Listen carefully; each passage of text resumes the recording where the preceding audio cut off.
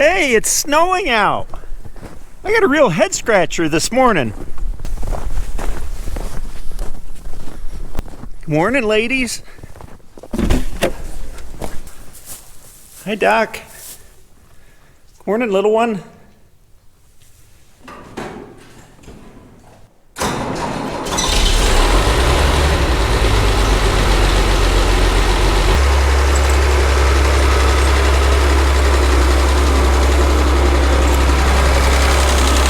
The question at hand is how I'm going to get that tractor out to that livestock trailer to hook it up and bring it back.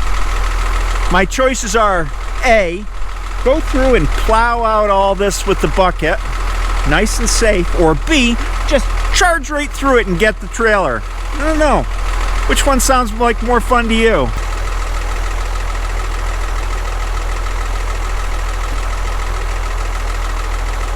I really wanted to plow right through the snow, but being an adult, I guess I'm going to have to move this high spot, and then I'll plow through the rest.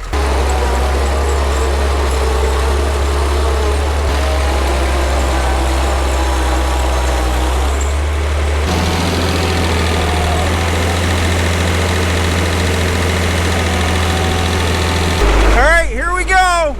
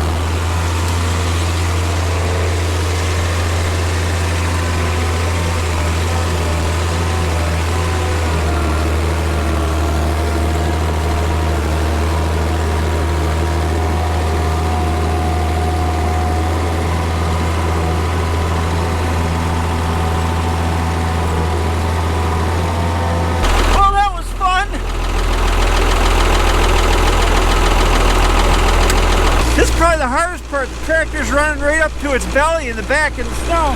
Now it's got to drag the trailer. We'll see.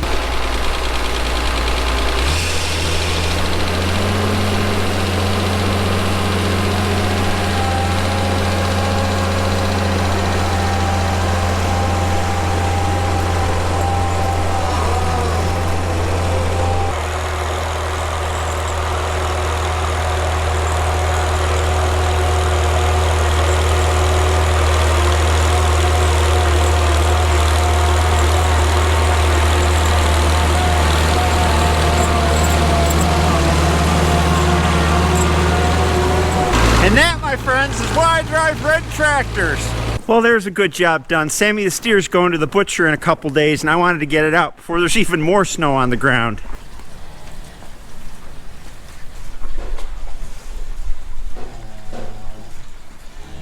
I heard that good jokes along with classical music helps cattle grow faster. All right, cows, I got a really good one for you. Years ago, I threw away a boomerang really hard. I've been living in constant fear ever since. Today I'm going to get this front bolster back together so I can paint it, but before I do it I got to take some of these parts down so I don't hit my head yet again.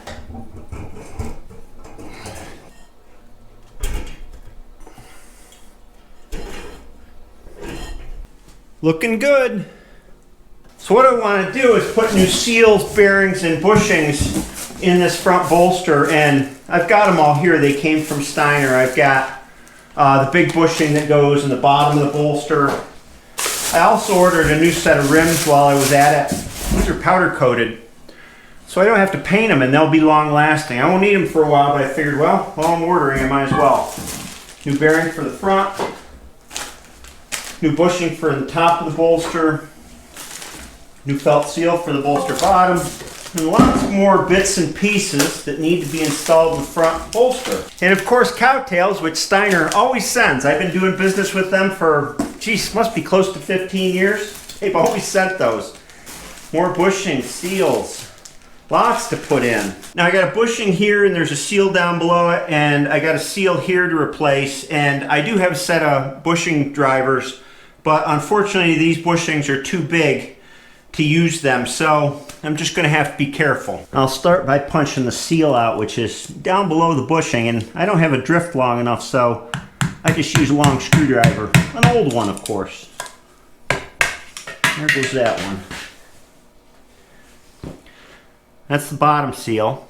Now since I don't have a bushing driver that's big enough, I'm just going to use this socket, which fits in the bore fairly tightly, and drive it out that way.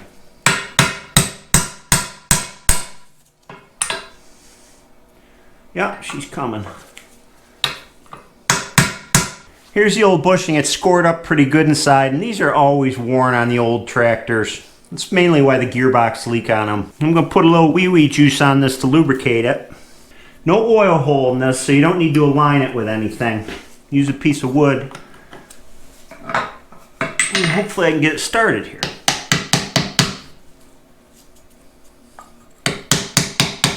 Here's a new bushing in. The next thing I want to do while I got it upright is replace this seal right here. Just pry the old one out.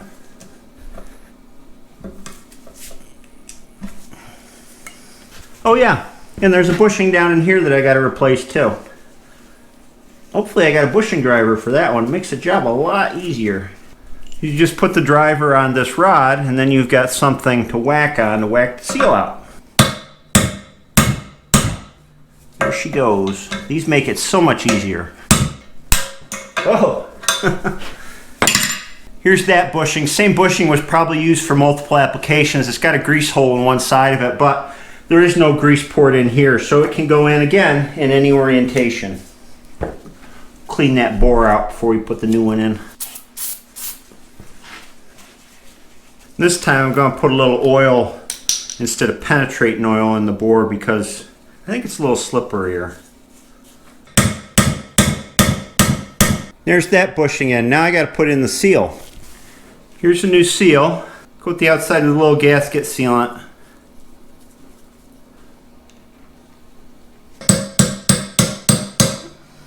Now we get to the tough part, which is getting the seal for here that goes in here up through this bottom hole and driving it in straight. I'm looking in from the bottom. The seal is way up in there past my flashlight. What I do is I hand fit the seal up in here and feel for it when it starts to set into place. Make sure it's square. If your hands are any bigger than mine, you won't get them out. So what I do to drive them is I have this homemade little jig, just a piece of all thread with a washer on the bottom that's slightly smaller than the seal, and then I can slide it right up through the whole business. And you just have to be real careful that you're driving it on square and that you've got their all thread properly aligned here. So I usually just hand press it and then see if I've got it straight. Because if you don't get it straight, you're going to wind up with it all bent up, and then it's not going to do a darn thing. Ah, I like that sound. Seated. Now there's just one more bushing to replace, and it is a big honker. It's this. They sent me an oil light bushing, one of those oil impregnated ones. Anyway, this one does have a hole in it, and it aligns with the grease fitting in the front of the bolster here. So I got to be careful with that, and it's just really big, so it's hard to get it on straight, and it's hard to drive it at all because it fits up inside here. First we got to get the old one out though. Boy, the old one's really whipped. Here's that bushing, this silvery thing right here. It's so worn, all the bronze is worn off it, but you can't push it out from the top. It's got to come out the bottom the same way the new one comes in because the hole at the top is smaller. So here's what I'm going to do. Since this old one's so whipped, I'm going to collapse it in the bore so I can get a hold of it and pull it out. It's so thin it just bends right up, and I won't hurt the bore doing this.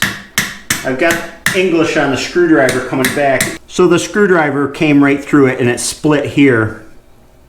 So now I can start to cave it in and take it out.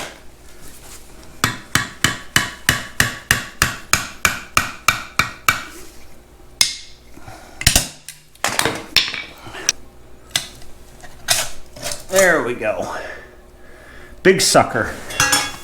Clean this out real good.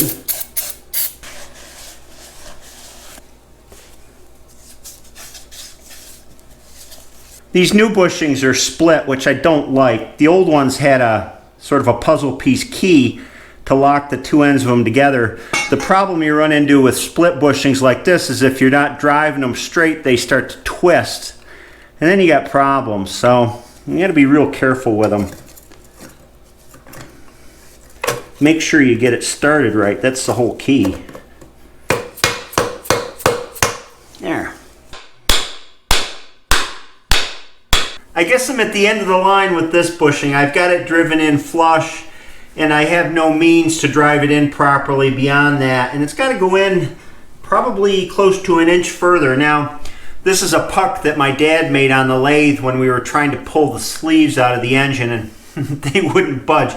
I've never had much luck getting dry sleeves out of a Farmall, but that's another story. Anyway, this puck is pretty close to fitting into this bushing to become a good bushing driver. It just needs to be turned down a little bit more. My dad's gone south for the winter, and he'll be back in a couple weeks, and hopefully he can turn it down for me. I got a bunch of jobs for him. He's gonna be pretty busy when he gets back. Fortunately, that won't hold me up from painting. We can finish driving that bushing in after this is all painting, so it'll go in with the next round of parts. Hey, I got a stumper for y'all. At least it stumped me. Maybe somebody knows the answer to this. This came in the mail last week, and I didn't order it, so I assume it came from a viewer, but there was no note or anything. And I got two pairs of this doohickey. One's larger and one's smaller. So it's got a pair of pliers with kind of a hole in the middle of the cutting edge of the pliers. And then it's got this silver thing which comes out on kind of a corkscrew here. And it's got a hole on the end of it. It's almost like it's for twisting a wire or something. And then on the pliers end, there's this silver thing here. And if you hold the pliers really tight and push down on this, it locks the pliers in. The little one works the same way. The label on it, and I tried to look up the label and the UPC code and everything, I couldn't find a thing. It says 2 pieces aircraft S period. So it doesn't even say the full part name. And then it says auto industry.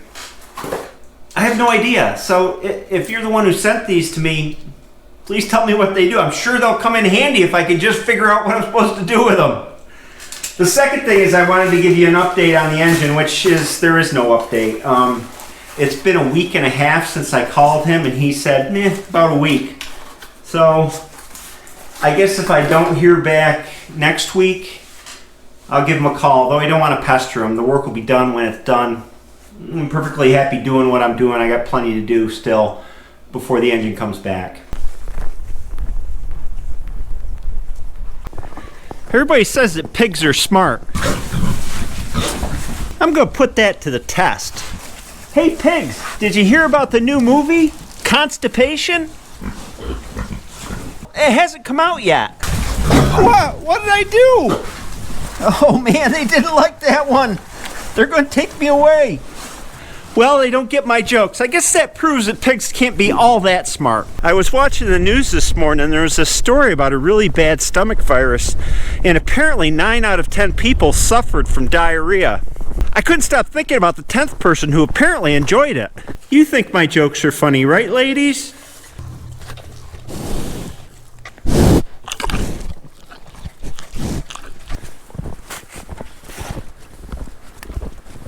Surprise, surprise, ice.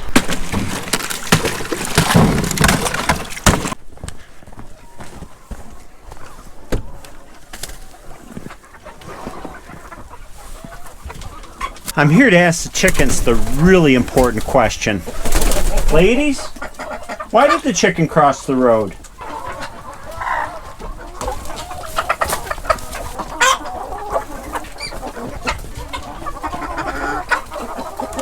Apparently they don't know either, but I have a burning desire to know. Oh, you guys need some water. Thirsty cows, you've been eating a lot today. The colder it gets, the more you guys eat.